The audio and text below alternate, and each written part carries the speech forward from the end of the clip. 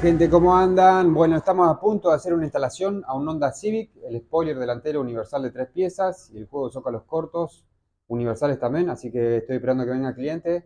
Hoy sábado, un frío pampa, estoy medio flojo de garganta.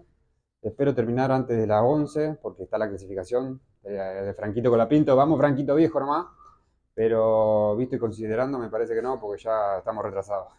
Pero bueno, vamos a ver qué sale. Va a quedar espectacular como siempre. No veo la hora de verlo todo instalado.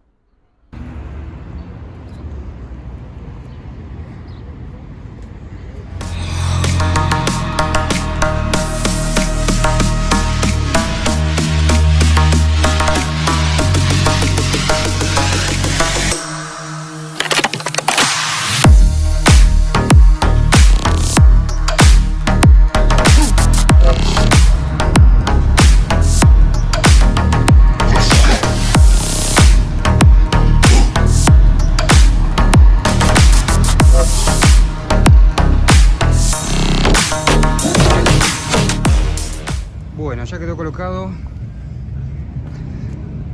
Paso a mostrar, ahí tiene taquitos de goma que le pusimos, de los chiquititos.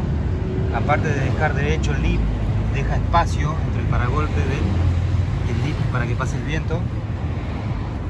Así que quedó súper fachero. El zócalo tiene 3 tornillitos de abajo hacia arriba.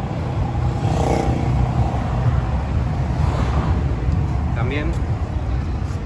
Bueno, falta para el próximo el difusor, pero por ahora quedó espectacular. Como siempre cambia increíble la trompa. Qué belleza.